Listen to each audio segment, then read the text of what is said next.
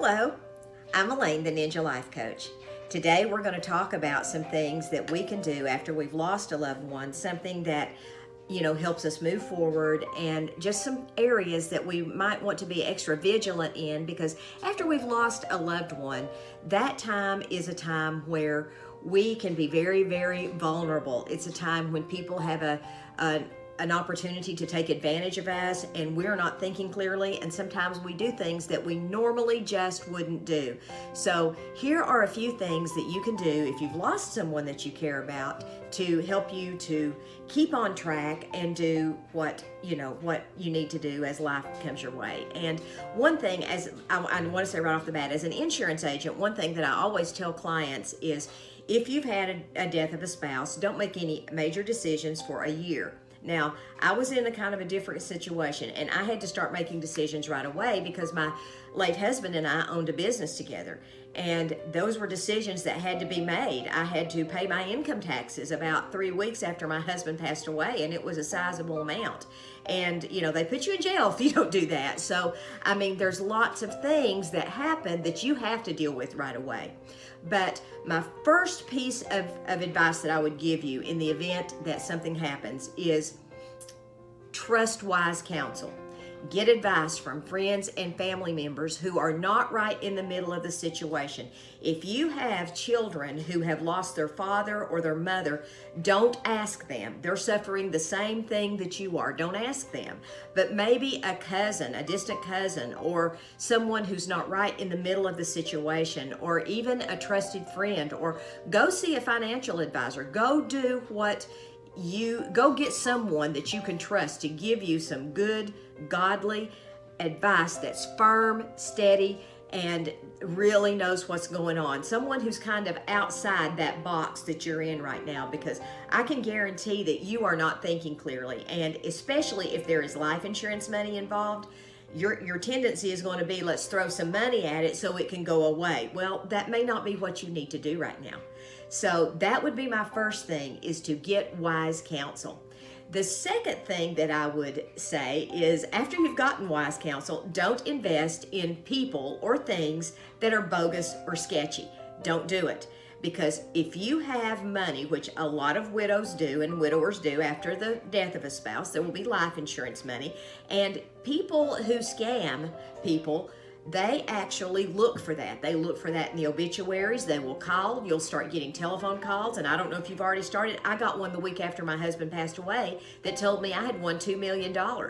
Well, that sounded real nice and all, but over the course of the next several months, I was getting those calls all the time. You are eligible for $20 million. You're eligible for $10 million. All you got to do is send this in with $600 and you're eligible for this. The last one that called me, I said, great, I'm up to $25 million now. So when am I going to start getting my check? You're the third person that's called me. Well, they hung up and I never heard back from them again. But just beware of charlatans. Beware of bogus investments. Beware of any person who tries to get you to invest in something right now, because you really don't need to do that. You really need to just kind of take a step back, think about it, trust your wise counsel, and don't do anything right off the bat unless you absolutely have to. Now, I would suggest a financial planner that you talk with. If you have life insurance money, go find one that your friends trust. Don't just get in the phone book and start dialing. Find someone that's got some expertise behind them to dealing with estates and things of that nature, and go see them, sit down with them. Consultations are normally free. You don't have to pay a dime for that. So a good one that you don't have to pay for a consultation. So go do something like that. Take someone with you, because a second set of ears is always better than just one. The next thing that I would advise you to do is get some rest.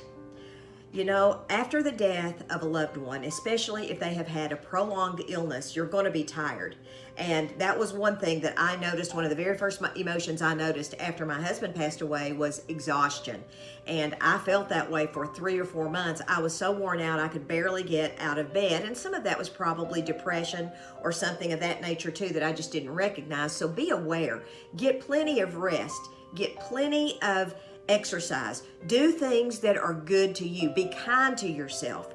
Be kind to yourself. I cannot stress that enough, because if you had been in a caregiver mode, you have most likely not taken care of yourself.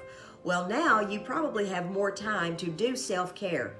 Take it. If you can take a week or two off from work to kind of get your bearings, do it. I know that's not always possible, and work can really kind of help take your mind off of it. But if you can take time to get some rest, do that. And the next thing and this is something I hear all the time, especially from widows, and usually after their husband has been gone maybe 6 to 8 months, this is one thing that they ask me, and I'm just going to throw it out there because it's kind of like an elephant in the room that no one likes to talk about. But after a while, when you've been by yourself, you do get lonely. And people ask me, when can I start to date? Well, my answer to that is it's going to be different for everyone. There is no set of rules and regulations for that.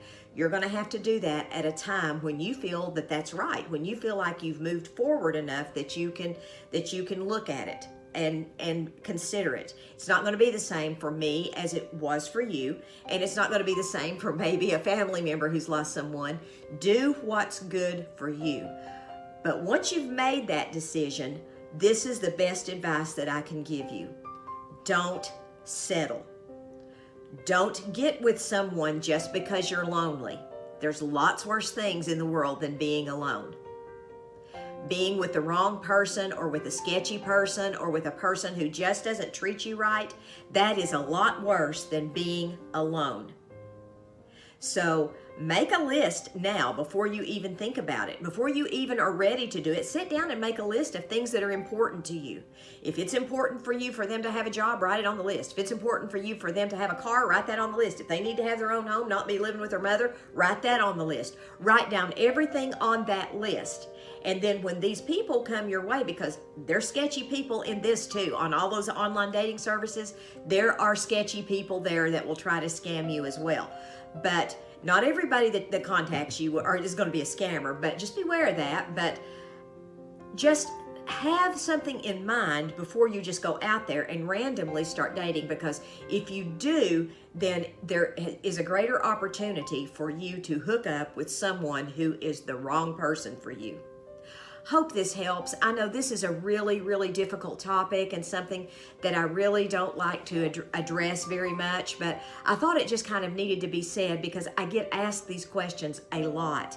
And I wanted to just go ahead and throw this out here on YouTube so that it could help somebody maybe who's going through the loss of a loved one. You guys have a great day. Please like, subscribe, and hit the notification bell on my channel. God bless. Maranatha.